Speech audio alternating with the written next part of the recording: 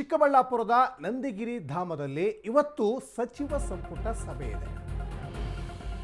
ಈ ಸಂಪುಟ ಸಭೆ ಇವತ್ತು ಬಹಳ ದೊಡ್ಡ ಮಟ್ಟದಲ್ಲಿ ಚರ್ಚೆ ಆಗ್ತಾ ಇರುವಂಥದ್ದಂದರೆ ರಾಜ್ಯದಲ್ಲಿ ಆಗ್ತಾ ಇರುವಂತಹ ಕಾಂಗ್ರೆಸ್ ಪಾಳ್ಯದಲ್ಲಿ ಆಗ್ತಾ ಇರುವಂತಹ ಬೆಳವಣಿಗೆಗಳ ಬಗ್ಗೆ ಸಿಎಂ ಸಿದ್ದರಾಮಯ್ಯ ಆಲ್ರೆಡಿ ಈಗ ದೇವನಹಳ್ಳಿಗೆ ಆಗಮಿಸಿದ್ದಾರೆ. ಮುಖ್ಯಮಂತ್ರಿ ಸಿದ್ದರಾಮಯ್ಯಗೆ ಸ್ವಾಗತ ಕೂಡ ಕೋರಿದ್ರು ಕಾರ್ಯಕರ್ತರು.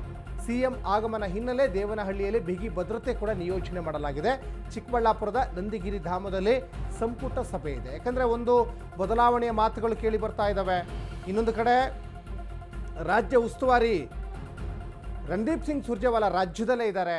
ಸಾಕಷ್ಟು ಶಾಸಕರ ಅಹವಾಲುಗಳನ್ನು ಸ್ವೀಕಾರ ಮಾಡ್ತಾ ಇದ್ದಾರೆ. ಈ ಬೆನ್ನಲ್ಲೇ ಚಿಕ್ಕಬಳ್ಳಾಪುರದ ನಂದಿಗಿರಿ ಧಾಮದಲ್ಲೇ ಸಚಿವ ಸಂಪುಟ ಇದೆ. ಮತ್ತು ಇಲ್ಲಿ ಭಾಳ ಮುಖ್ಯವಾಗಿ ಒಂದು ಕಡೆ ಶಾಸಕರ ಅಸಮಾಧಾನ ವ್ಯಕ್ತವಾಗ್ತಾ ಇದೆ. ಸಿಎಂ ಬದಲಾವಣೆ ವಿಚಾರಗಳು ಪ್ರಸ್ತಾಪ ಆಗ್ತಾ ಇದೆ. ಅದ್ರ ಜೊತೆಗೆ ಈಗ ಬೆಂಗಳೂರು ಗ್ರಾಮಾಂತರ ಜಿಲ್ಲೆಯನ್ನು ಬೆಂಗಳೂರು ಉತ್ತರ ಜಿಲ್ಲೆಯನ್ನಾಗಿ ಮಾಡಬೇಕು ಅನ್ನುವಂಥ ಚರ್ಚೆ ಆಗ್ತಾ ಇದೆ. ಈ ಎಲ್ಲ ವಿಚಾರಗಳ ಬಗ್ಗೆ ಇವತ್ತಿನ ಸಂಪುಟ ಸಭೆಯಲ್ಲಿ ಚರ್ಚೆ ಆಗುವಂಥ ಸಾಧ್ಯತೆ ಇದೆ. ದೃಶ್ಯಗಳಲ್ಲಿ ಗಮನಿಸ್ತಾ ಇದ್ದೀರಾ, ದೇವನಹಳ್ಳಿಯಲ್ಲಿ ಸಿದ್ದರಾಮಯ್ಯನವರಿಗೆ ಹೂವಿನ ಹಾರವನ್ನು ಹಾಕಿ ಕಾಂಗ್ರೆಸ್ನ ಕಾರ್ಯಕರ್ತರು ಸ್ವಾಗತ ಮಾಡ್ತಾ ಇರುವಂಥದ್ದನ್ನ ಕೂಡ ಗಮನಿಸ್ತಾ ಇದ್ದೀರಾ. ಇನ್ನು ಸಿಎಂ ಸಿದ್ದರಾಮಯ್ಯ ನೇತೃತ್ವದಲ್ಲಿ ಸಂಪುಟ ಸಭೆ ಇದೆ. ಇನ್ನು ಸಭೆಯಲ್ಲಿ ಬೆಂಗಳೂರು ಉತ್ತರ ಜಿಲ್ಲೆ ಬಗ್ಗೆ ಚರ್ಚೆ. ಯಾಕಂದರೆ ಬೆಂಗಳೂರು ಗ್ರಾಮಾಂತರವನ್ನು ಬೆಂಗಳೂರು ಉತ್ತರ ಆಗಿ ಮಾಡಬೇಕು ಅಂತ. ಈಗ ಆಲ್ರೆಡಿ ರಾಮನಗರ ಜಿಲ್ಲೆಯನ್ನು ಬೆಂಗಳೂರು ದಕ್ಷಿಣ ಮಾಡಿದ್ರಲ್ಲ, ಅದೇ ರೀತಿಯಲ್ಲಿ ಬೆಂಗಳೂರು ಗ್ರಾಮಾಂತರ ಜಿಲ್ಲೆಯನ್ನು ನೇಮ್ ಚೇಂಜ್ ಮಾಡಿ ಬೆಂಗಳೂರು ಉತ್ತರ ಮಾಡಬೇಕು ಅನ್ನುವಂಥ ಚರ್ಚೆ ಆಗ್ತಾ ಇದೆ. ಕ್ಯಾಬಿನೆಟ್ನಲ್ಲೇ ಬೆಂಗಳೂರು ಉತ್ತರ ಜಿಲ್ಲೆ ಬಗ್ಗೆ ಸಾಕಷ್ಟು ಚರ್ಚೆ ಆಗ್ತಾ ಇದೆ. ನೆಲಮಂಗಲ, ದೊಡ್ಡಬಳ್ಳಾಪುರ ಹಾಗೂ ಹೊಸಕೋಟೆ, ದೇವನಹಳ್ಳಿ ತಾಲೂಕುಗಳನ್ನು ಒಳಗೊಂಡಂತಹ ಬೆಂಗಳೂರು ಗ್ರಾಮಾಂತರ ಜಿಲ್ಲೆ. ಇನ್ನು ಸಚಿವ KH ಮುನಿಯಪ್ಪ ದೇವನಹಳ್ಳಿಯಿಂದನೇ ಸ್ಪರ್ಧಿಸಿದ್ದು. ಇನ್ನೊಂದು ಕಡೆ ಆ ಭಾಗದ ಅನೇಕ ರೈತಾಪಿ ವರ್ಗದವರು, ವಿವಿಧ ಸಂಘಟನೆಯವರು ಇವತ್ತು ತೀವ್ರವಾದಂಥ ವಿರೋಧವನ್ನು ವ್ಯಕ್ತಪಡಿಸ್ತಾ ಇದ್ದಾರೆ. ಬೆಂಗಳೂರು ಗ್ರಾಮಾಂತರ ಅಂದರೆ ಅದು ಸಾಕಷ್ಟು ಪ್ರಸಿದ್ಧಿಯಾಗಿದೆ, ಯಾರು ಕೂಡ ಬೆಂಗಳೂರು ಉತ್ತರ ಮಾಡಬೇಕು ಅಂತ ಒಪ್ಪಲ್ಲ ಅಂತ ಒಂದು ಕಡೆ ಹೇಳ್ತಾ ಇದ್ರು. ಏನಾಗ್ಬೋದು ಹಾಗಾದರೆ? ಚೇಂಜ್ ಆಗುತ್ತಾ? ಇಲ್ಲಿ ನೇಮ್ ಚೇಂಜ್ ಮಾಡೋದು ಮುಖ್ಯ ಅಲ್ಲ. ನೇಮ್ ಚೇಂಜ್ ಮಾಡಿದ ತಕ್ಷಣ ಏನು ಆ ಭಾಗದ ಜನರಿಗೆ ಉಪಯೋಗ ಆಗುತ್ತೆ. ಇವತ್ತು ನೇಮ್ ಚೇಂಜ್ ಮಾಡಿದ ತಕ್ಷಣ ಉಪಯೋಗ ಆಗೋದಾದರೆ ಎಲ್ಲ ಊರಿನ ಹೆಸರನ್ನು ಕೂಡ ಚೇಂಜ್ ಮಾಡ್ಬೋದಿತ್ತು. ಆದರೆ ಈಗ ರಾಮನಗರ ಇತ್ತು, ಅದನ್ನು ಬೆಂಗಳೂರು ದಕ್ಷಿಣ ಮಾಡಿದ್ರು. ಆ ಭಾಗದ ಜನರಿಗೆ ಏನು ಉಪಯೋಗ ಆಗಿದೆ? ಬರೀ ನೇಮ್ ಚೇಂಜ್ ಮಾಡ್ಕೊಂಡು ಕುತ್ಕೊಂಡ್ರೆ ಸಾಕ, ಅಭಿವೃದ್ಧಿ ಆಗಬೇಕಾ?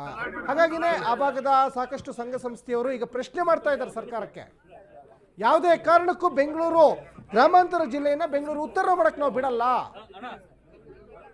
ಇದು ವಿವಿಧ ಪರ ಸಂಘಟನೆಯವರು ಆಗ್ರಹಿಸ್ತಾ ಇರುವಂಥದ್ದು, ರೈತಾಪಿ ವರ್ಗದವರು ಆಗ್ರಹಿಸ್ತಾ ಇರುವಂಥದ್ದು. ಇನ್ನೊಂದು ಕಡೆ ಬೇರೆ ಬೇರೆ ಅಭಿವೃದ್ಧಿ ಯೋಜನೆಗಳ ಬಗ್ಗೆನೂ ಕೂಡ ಚರ್ಚೆ ಆಗ್ತದೆ. ಬರೀ ನೇಮ್ ವಿಚಾರಗಳು ಅಷ್ಟೇ ಅಲ್ಲ ಇವತ್ತಿನ ಸಂಪುಟ ಸಭೆಯಲ್ಲಿ ಚರ್ಚೆ ಆಗುವಂಥದ್ದು. ಕಾಂಗ್ರೆಸ್ ಪಕ್ಷದ ಆಗು ಹೋಗುಗಳ ಬಗ್ಗೆ ಹಲವಾರು ವಿಚಾರಗಳ ಬಗ್ಗೆ ಚರ್ಚೆ ಆಗುತ್ತೆ. ಒಂದು ಕಡೆ ಈಗ ರಾಮನಗರ ಹೆಸರು ಚೇಂಜ್ ಆಯಿತು. ಈಗ ರಾಮನಗರ ಅನ್ನುವಂಥದ್ದು ತಾಲೂಕಾಗಿ ಉಳಿದಿದೆ, ಜಿಲ್ಲೆಯಾಗಿ ಉಳಿದಿಲ್ಲ. ಕಾರಣ ಬೆಂಗಳೂರು ದಕ್ಷಿಣ ಜಿಲ್ಲೆ ಅಂತ ಮಾಡಿದ್ರು. ಮತ್ತು ರಾಮನಗರದ ಅನೇಕ ಸರ್ಕಾರಿ ಕಚೇರಿ ಮುಂಭಾಗದ ನಾಮಫಲಕಗಳನ್ನು ಗಮನಿಸಿದರೆ ರಾಮನಗರ ತಾಲೂಕು, ಬೆಂಗಳೂರು ದಕ್ಷಿಣ ಜಿಲ್ಲೆ ಅಂತ ನಾಮಫಲಕದಲ್ಲಿ ಕಾಣ್ಬೋದು ನಾವು. ಅದೇ ರೀತಿ ಮುಂದೊಂದು ದಿನ ಬೆಂಗಳೂರು ಗ್ರಾಮಾಂತರ ಜಿಲ್ಲೆ ಅಂತ ಇದ್ದ ಜಾಗದಲ್ಲಿ ಬೆಂಗಳೂರು ಉತ್ತರ ಜಿಲ್ಲೆ ಆಗುತ್ತಾ? ಈಗ ಹೊಸಕೋಟೆ, ನೆಲಮಂಗಲ, ಈ ಭಾಗ, ಈ ತಾಲೂಕುಗಳನ್ನೆಲ್ಲ, ದೇವನಹಳ್ಳಿ, ಇವೆಲ್ಲವೂ ಕೂಡ ತಾಲೂಕುಗಳಾಗಿ ಉಳಿದು ಬೆಂಗಳೂರು ಗ್ರಾಮಾಂತರ ಅನ್ನೋದು ಹೋಗಿ ಬೆಂಗಳೂರು ಉತ್ತರ ಆಗ್ತದಾ ಅನ್ನುವಂಥದ್ದು ಸಾಕಷ್ಟು ಸದ್ಯಕ್ಕೆ ಚರ್ಚೆ ಆಗ್ತಾ ಇರುವಂತಹ ವಿಚಾರ. ಅಂದರೆ ಎಲ್ಲವನ್ನೂ ಕೂಡ ಬೆಂಗಳೂರಿಗೆ ಸೇರಿಸಬೇಕು ಅನ್ನುವಂತಹ ಒಂದು ಇಂಗಿತವನ್ನು ವ್ಯಕ್ತಪಡಿಸ್ತಾ ಇದ್ದಾರೆ. ಹಾಗಾದರೆ ಕಾಂಗ್ರೆಸ್ ಪಾಳ್ಯದಲ್ಲಿ ದೇವನಹಳ್ಳಿಗೆ ಸಿದ್ದರಾಮಯ್ಯನವರು ಬಂದಿರುವಂಥದ್ದನ್ನು ಕೂಡ ಇಲ್ಲಿ ಗಮನಿಸ್ತಾ ಇದ್ದಾರೆ. ಅವ್ರನ್ನ ಆಲ್ರೆಡಿ ಸ್ವಾಗತ ಕೂಡ ಮಾಡಿದ್ರು, ಅವ್ರನ್ನ ಬರಮಾಡಿಕೊಂಡ್ರು, ಅವರಿಗೆ ಹೂವಿನ ಹಾರವನ್ನು ಹಾಕಿದ್ರು. ಇನ್ನು 5 ವರ್ಷವೂ ನಾನೇ ಮುಖ್ಯಮಂತ್ರಿ ಅಂತ ಸಿದ್ದರಾಮಯ್ಯನವರು ಹೇಳ್ತಾ ಇದ್ದಾರೆ. DKಶಿ ಆಪ್ತರಿಗೆ ಸಿಎಂ ಸಿದ್ದರಾಮಯ್ಯ ಹಾಗಾದರೆ ಕೊಟ್ರ ಸಂದೇಶ. ನಾಯಕತ್ವ ಬದಲಾವಣೆ ಬಗ್ಗೆ DKಶಿ ಆಪ್ತರು ಒಂದು ಕಡೆ ಹೇಳಿಕೆಯನ್ನು ಕೊಡ್ತಾ ಇದ್ರು. DKಶಿ ಆಪ್ತರ ಚರ್ಚೆ ಮಧ್ಯೆ 5 ವರ್ಷ ನಾನೇ ಸಿಎಂ ಅಂತ ಹೇಳ್ತಾ ಇದ್ದಾರೆ ಸಿದ್ದರಾಮಯ್ಯನವರು. 5 ವರ್ಷವೂ ಬಂಡೆಯಂತೆ ಕಾಂಗ್ರೆಸ್ ಸರ್ಕಾರ ಇರುತ್ತೆ, 5 ವರ್ಷವೂ ನಾನೇ ಮುಖ್ಯಮಂತ್ರಿ. ನೋಡಿ, ಸಿದ್ದರಾಮಯ್ಯನವರು ಈ ಹಿಂದೆನೂ ವಿಧಾನಸೌಧದಲ್ಲಿ ಒಂದ್ಸಲ ಹೇಳಿದ್ರು, DK ಶಿವಕುಮಾರ್ ಕೂಡ ಮುಖ್ಯಮಂತ್ರಿಯಾಗಿ ಸಿದ್ದರಾಮಯ್ಯನವರೇ ಇದ್ದಾರೆ, ಅವ್ರ ಕೈ ಬಲಪಡಿಸಬೇಕು ಅಂತ ಹೇಳ್ತಾ ಇದ್ದಾರೆ. ಆದರೆ ಸಿದ್ದರಾಮಯ್ಯನವರೇ ಹೇಳಿದ್ದಾರೆ, ಡಿ ಕೆ ಶಿನೇ ಹೇಳಿದ ಮೇಲೆ ಮತ್ತೆ ಯಾರಿಗೆ ಟೆನ್ಷನ್ ಈಗ? ಹಾಗಾದ್ರೆ ಮತ್ತೆ ಯಾರಿಗೀಗ ಸಿ ಎಂ ಬದಲಾವಣೆ ಆಗಬೇಕಾಗಿದೆ? ಹಾಗಾದ್ರೆ ಈಗ ಸಿ ಎಂ ರೇಸ್ನಲ್ಲಿ ಇದ್ದವರೇ ಇವತ್ತು ಸಿದ್ದರಾಮಯ್ಯನವರೇ 5 ವರ್ಷ ಇರ್ತಾರೆ ಅಂತ ಹೇಳ್ತಾ ಇದ್ದಾರೆ.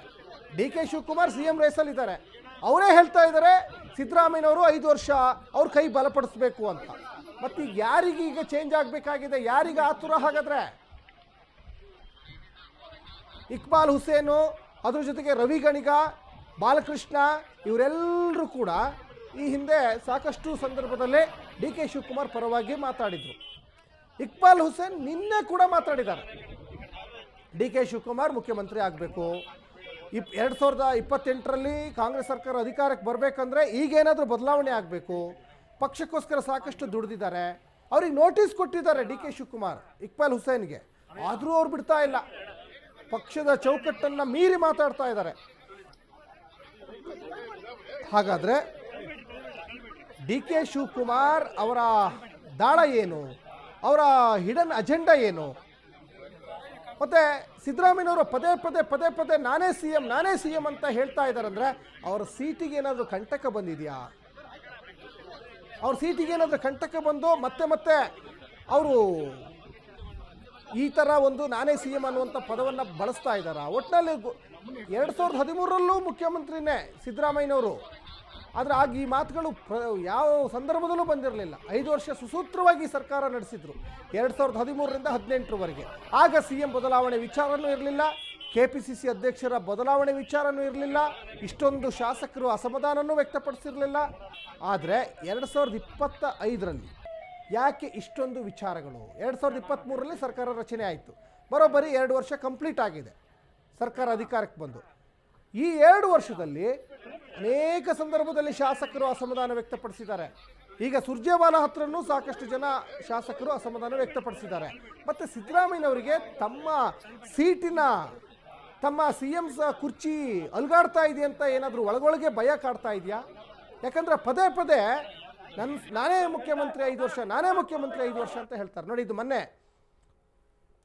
ಮೈಸೂರಿನಲ್ಲಿ ಸಿದ್ದರಾಮಯ್ಯನವರ ತವರು ಜಿಲ್ಲೆಯಲ್ಲೇ ನಾವು ಒಗ್ಗಟ್ಟಾಗಿದ್ದೀವಿ, ನಮ್ಮಲ್ಲಿ ಯಾವುದೇ ಭಿನ್ನಾಭಿಪ್ರಾಯ ಇಲ್ಲ ಅನ್ನುವಂತಹ ಮಾತನ್ನು ಸಿದ್ದರಾಮಯ್ಯನವರೇ ಹೇಳಿದರು. ಡಿ ಕೆ ಶಿವಕುಮಾರ್ನ ಕೈ ಹಿಡಿದು ನಾವು ಜೋಡೆತ್ತುಗಳು, ನಮ್ಮಲ್ಲಿ ಯಾವುದೇ ಭಿನ್ನಾಭಿಪ್ರಾಯ ಇಲ್ಲ ಅಂತ ಮೊನ್ನೆ ಮೈಸೂರಿನ ದೃಶ್ಯಾವಳಿ ಅದು ಗಮನಿಸ್ತಾ ಇದ್ದೀರಾ.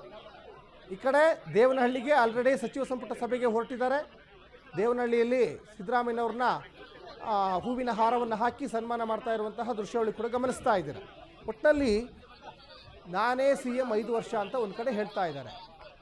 ಡಿ ಕೆ ಶಿವಕುಮಾರ್ ನೋಡಿದರೆ ಸಿದ್ದರಾಮಯ್ಯನವರ ಕೈ ಬಲಪಡಿಸಬೇಕು ಅಂತಿದ್ದಾರೆ. ಕೆಲವು ಶಾಸಕರು ಡಿ ಕೆ ಶಿವಕುಮಾರ್ ಪರವಾಗಿ ಮಾತಾಡ್ತಾ ಇದ್ದಾರೆ. ಸಿ ಎಂ ಸಿದ್ದರಾಮಯ್ಯ ಪರ ಡಿ ಕೆ ಶಿ ಮತ್ತೆ ಬ್ಯಾಟಿಂಗ್ ಮಾಡಿದ್ದಾರೆ. ರಾಜ್ಯದಲ್ಲಿ ಸಿದ್ದರಾಮಯ್ಯನವರು ಸಿ ಎಂ ಆಗೇ ಇದ್ದಾರೆ. ಹೈಕಮಾಂಡಿಂದ ಏನಾದರೂ ಮೆಸೇಜ್ ಬಂದಿದೆಯಾ ಡಿ ಕೆ ಶಿಗೆ? ಹೀಗಾಗಿ ಬೇರೆ ಯಾರೂ ಕೂಡ ಅಪಸ್ವರ ಎತ್ತಬಾರದು. ಬೆಂಗಳೂರಿನಲ್ಲಿ ಡಿ ಕೆ ಶಿವಕುಮಾರ್ ಹೇಳಿಕೆಯನ್ನು ಕೊಟ್ಟಿದ್ದಾರೆ.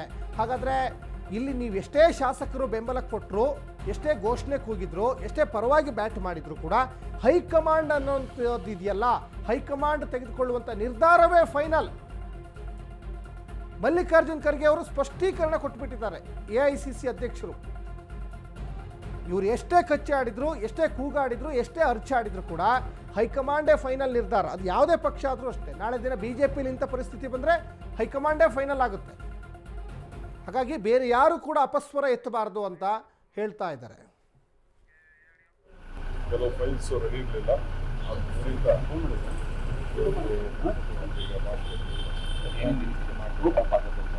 ಏನಿಲ್ಲ.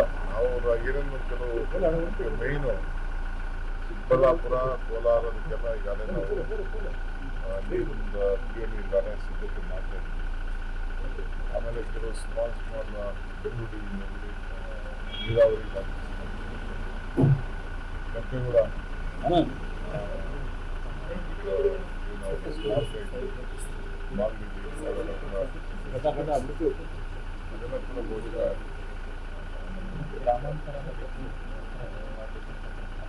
ಅದು ಬೇಡಿಕೆ ಇದೆ, ಪ್ರಸ್ತಾವನೆ ಇದೆ.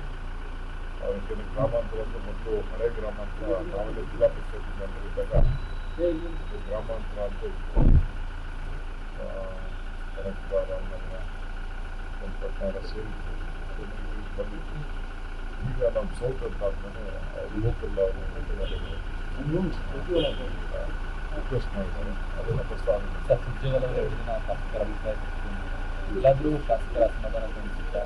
ಅಸಮಾಧಾನ ಎಲ್ಲೂ ಇರಲಿಲ್ಲ, ಯಾರ ಅಸಮಾಧಾನ ಇರಲಿಲ್ಲ. ಅವರು ಪಾರ್ಟಿ ವಿಚಾರದಲ್ಲಿ, ಸಂಘಟನೆ ವಿಚಾರದಲ್ಲಿ ರೆಸ್ಪಾನ್ಸಿಬಿಲಿಟಿ, ಅಕೌಂಟಬಿಲಿಟಿ ಫಿಕ್ಸ್ ಮಾಡ್ತಾರೆ. ಏನೇನು ಮಾಡಬೇಕು, ನಿಮ್ಗೇನು ಈಗಿಂದನೇ ಯಾವ ರೀತಿ ಇರೋರಿಗೆ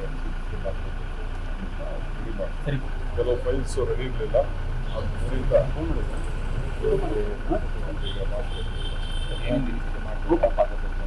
ಏನಿಲ್ಲ ಅವ್ರ ಏನೇನು ಕೆಲವು. ಇನ್ನು ನಂದಿ ಬೆಟ್ಟಕ್ಕೆ ಸಿಎಂ ಸಿದ್ದರಾಮಯ್ಯನವರು ಕೂಡ ಆಗಮಿಸಿದ್ದಾರೆ. ಅವರಿಗೆ ಸಾಕಷ್ಟು ಜನ ಸಚಿವರುಗಳು, ಶಾಸಕರುಗಳು, ಕಾಂಗ್ರೆಸ್ನ ನಾಯಕರುಗಳು ಕೂಡ ಇಲ್ಲಿಗೆ ಸಾಥ್ ಕೊಟ್ಟಿರುವಂಥದ್ದು ಕೂಡ ಗಮನಿಸ್ತಾ ಇದ್ದೀರಾ. ಇನ್ನೇನು ಸ್ವಲ್ಪ ಹೊತ್ತಿನಲ್ಲೇ ಸಚಿವ ಸಂಪುಟ ಸಭೆ ಈಗ ಶುರುವಾಗುತ್ತೆ. ಸಿದ್ದರಾಮಯ್ಯನವರು ಆಲ್ರೆಡಿ ನಂದಿ ಬೆಟ್ಟಕ್ಕೆ ಬಂದಿರುವಂಥದ್ದನ್ನು ಕೂಡ ಇಲ್ಲಿ ಗಮನಿಸ್ತಾ ಇದ್ದಾರೆ. ಅಲ್ಲಿ ಪ್ರದೀಪ್ ಈಶ್ವರ್, ಪ್ರಿಯಾಂಕ್ ಖರ್ಗೆ, ಹೀಗೆ ಸಾಕಷ್ಟು ಜನ ನಾಯಕರುಗಳು ಸಿದ್ದರಾಮಯ್ಯನವರಿಗೆ ಸಾಥ್ ಕೂಡ ಕೊಟ್ಟರು. ಮತ್ತೊಂದು ಕಡೆ ಇವತ್ತಿನ ಸಚಿವ ಸಂಪುಟದಲ್ಲಿ ಬಹಳ ಮುಖ್ಯವಾಗಿ ಶಾಸಕರ ಅಸಮಾಧಾನಗಳಿದ್ದಾವೆ. ಜೊತೆಗೆ ಬೆಂಗಳೂರು ಗ್ರಾಮಾಂತರವನ್ನು ಬೆಂಗಳೂರು ಉತ್ತರ ಮಾಡಬೇಕಾ ಬೇಡವಾ, ಇದ್ರ ಬಗ್ಗೆ ಚರ್ಚೆ ಆಗುತ್ತೆ. ರಾಜ್ಯದ ಆಗುಹೋಗುಗಳ ಬಗ್ಗೆ, ಕಾಂಗ್ರೆಸ್ ಪಕ್ಷದ ಆಂತರಿಕ ವಿಚಾರಗಳ ಬಗ್ಗೆ ಇವತ್ತಿನ ಸಂಪುಟ ಸಭೆಯಲ್ಲಿ ಚರ್ಚೆ ಆಗುವಂಥ ಸಾಧ್ಯತೆ ಇದೆ.